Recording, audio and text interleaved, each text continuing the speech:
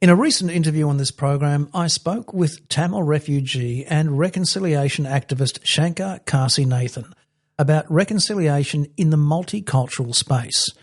Today, with so many listeners wanting to hear more about this, we continue along that path and speak with one of the foremost leaders in this space, the CEO of the Settlement Council of Australia, or SCOA as it's more colloquially known, Maria Dimopoulos. Maria, thanks for joining me today on the program.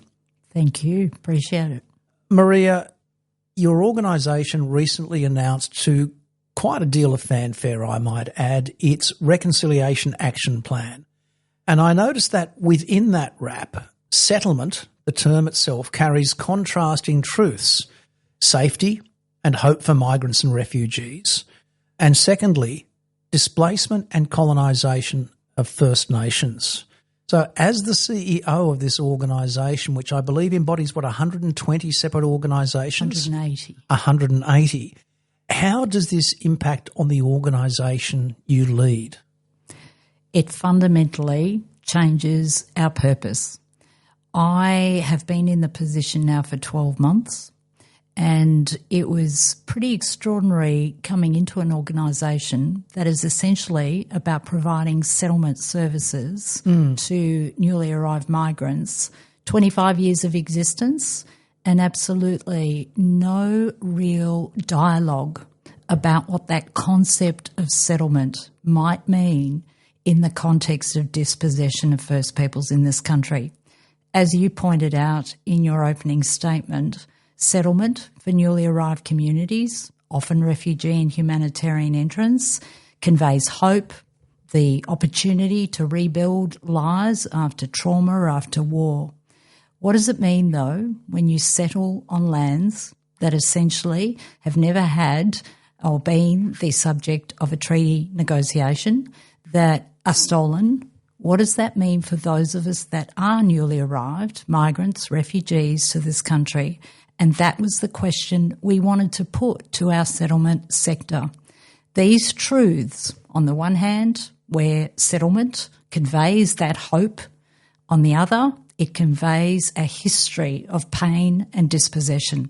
We think it's possible to carry both truths, like to reject that sort of binary positioning, but it does mean that we've got to sit with truth and we've got to sit with discomfort and really to address what we keep saying is the unfinished business of multicultural Australia. But how does that look like in real world terms? It's all well and good to put that into a reconciliation action plan, but with your 180 organisations and their goodness knows how many individual members, how do you actually bring that to at least a degree of reality?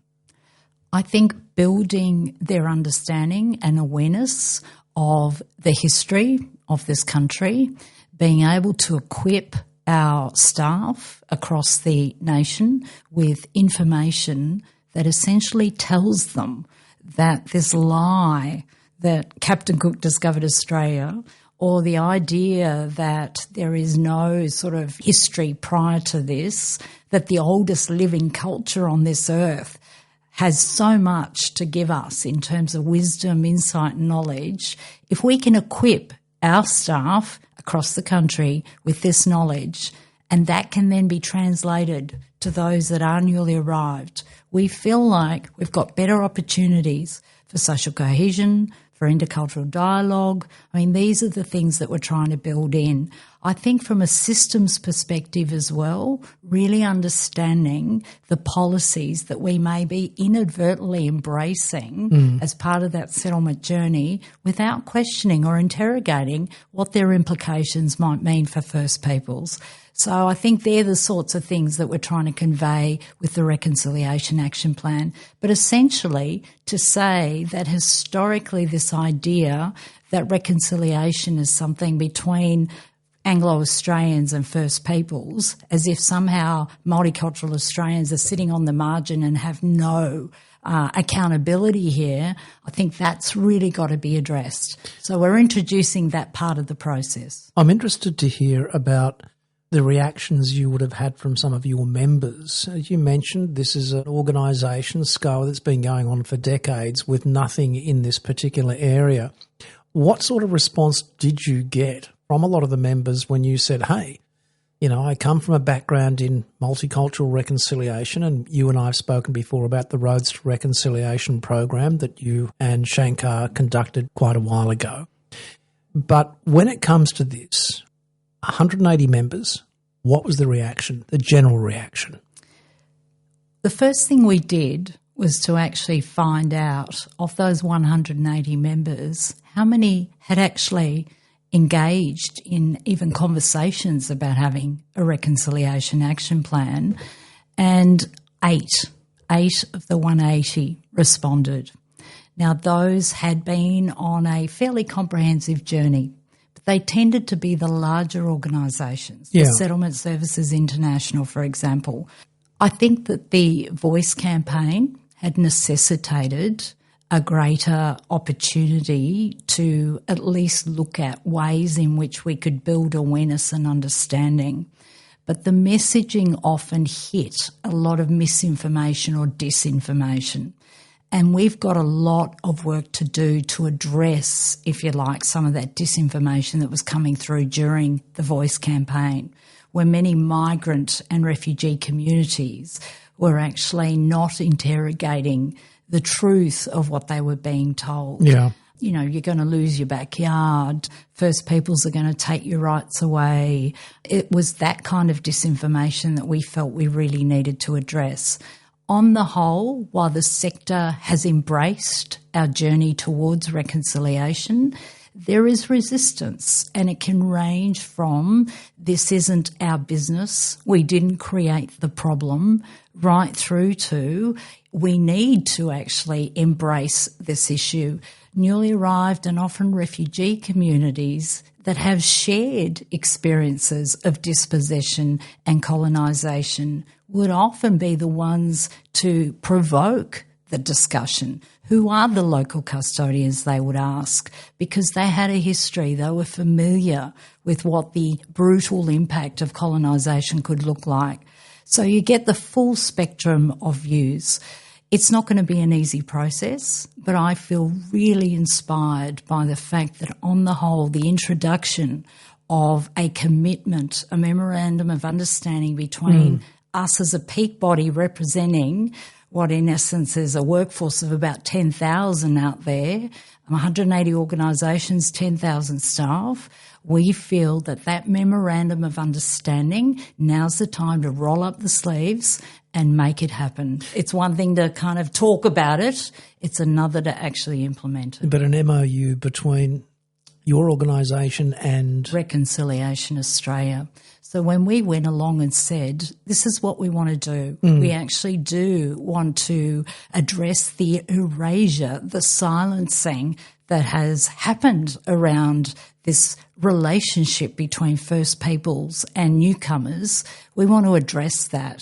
Karen Mundine, the CEO of Reconciliation Australia, was so responsive to that because I think she's recognised that there's a missed opportunity here, that if we only ever see reconciliation as being between, as I said, the majority cultural group, the white Anglo-Australians and First Peoples, what do we do with the 48% of the population that has at least one parent born overseas? That is a missed opportunity, and at the same time, it gives us hope for moving towards a future where genuine intercultural dialogue, but one based on truth, one based on recognised accountability, can take us forward as a nation. What impact do you honestly believe that immigrants and migrants, refugees can have on the reconciliation process, given also that there's a resurgence of this reconciliation is dead mantra, which is sadly coming across all over the place right now? What's the role of your members and the immigrants themselves? To inform themselves, to equip themselves with the truth, to become more aware of what those stories look like. I think the wisdom and knowledge that so many First Peoples around the country have generated means that there is no excuse for saying, I don't know. So I think, first and foremost, a commitment to informing oneself and informing the sector around those truths and realities. The other, I think, is directly stand up and respond to what we know, sadly, is increasing racism that's being directed to First Peoples, to seeing it as your business to address the kinds of lies that get generated out there, and to find out who the local custodians of your area are, get to know who those organisations are, reach out and work with those organisations, as I said, towards a shared future.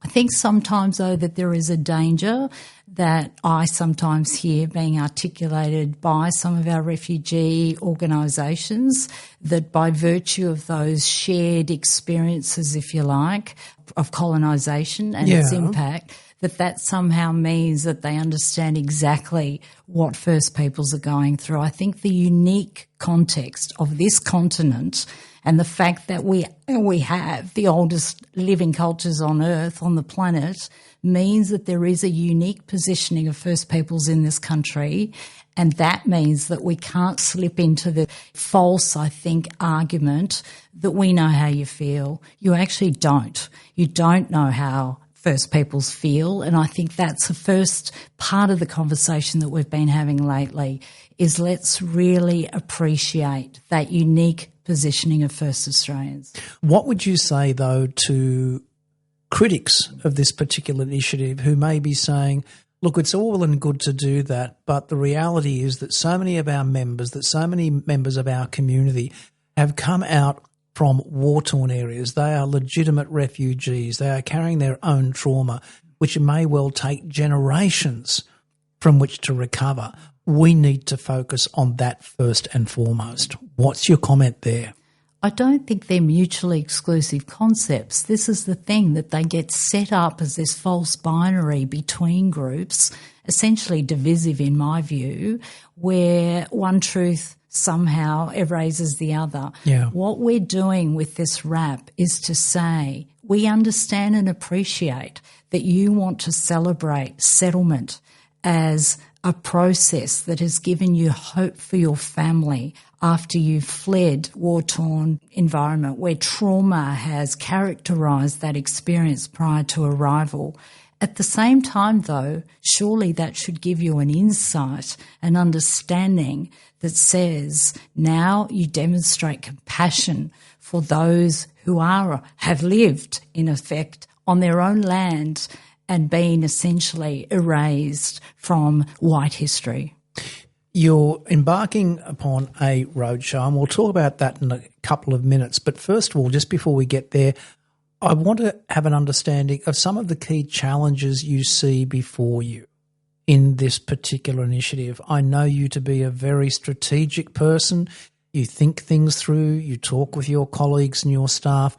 What are some of the key challenges, political, social and otherwise, that you see before you to achieve the goals that you've set for yourself and the organisation and your member organisations?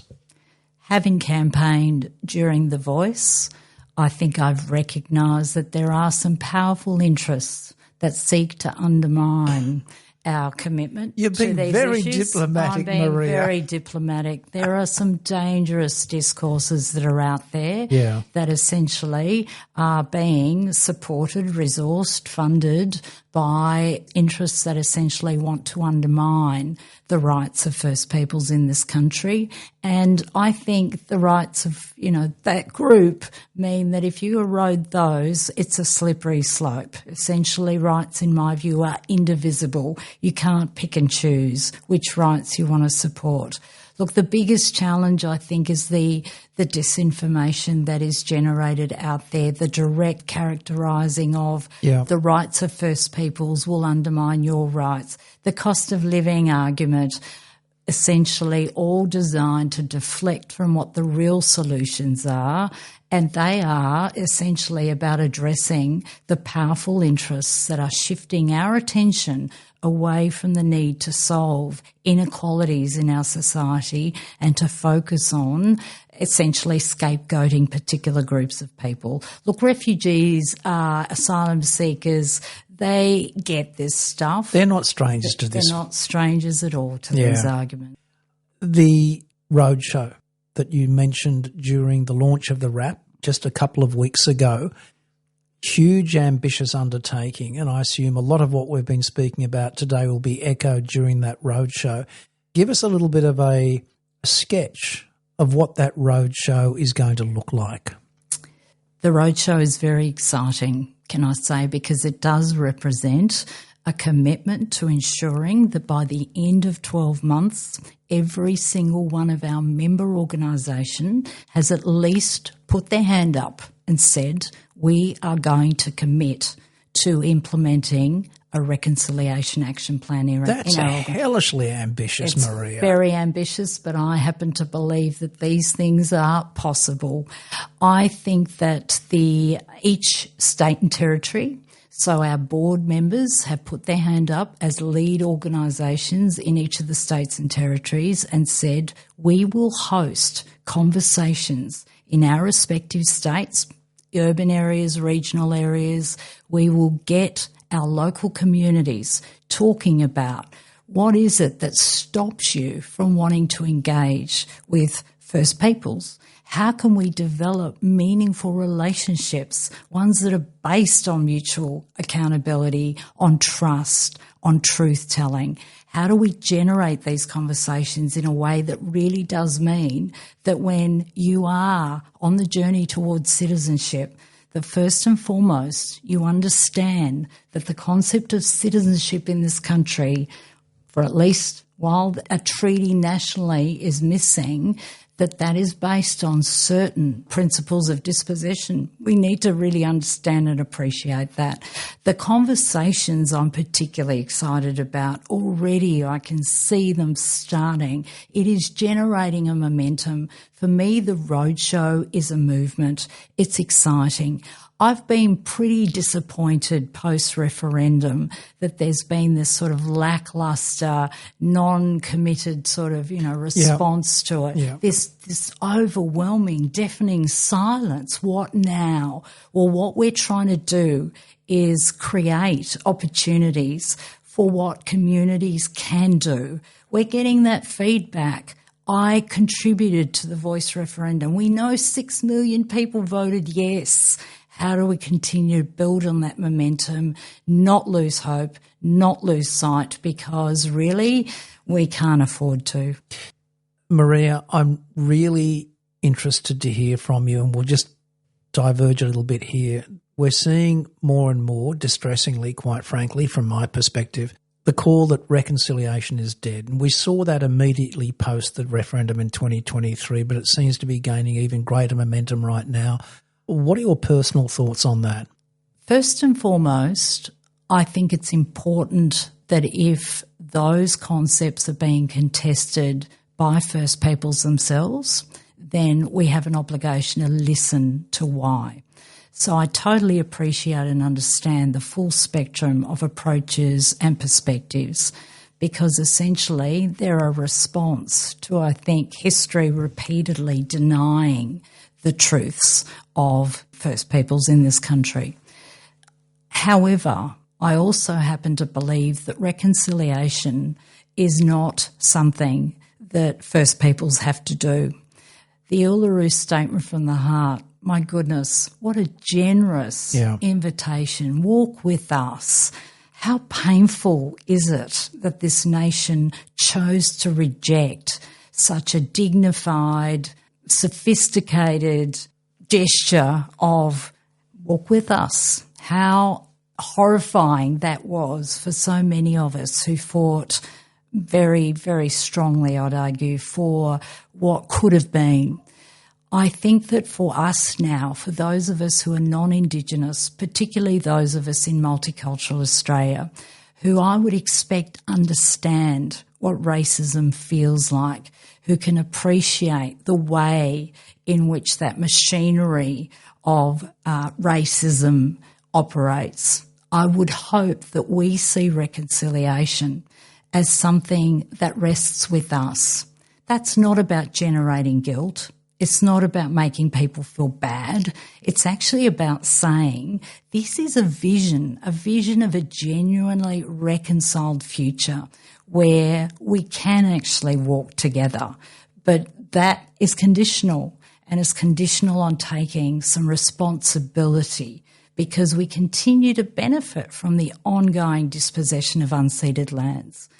Maria Dimopoulos, CEO of the Settlement Council of Australia, thank you for your time and your thoughts. Charles, it's always a pleasure, because you, my friend, inspire.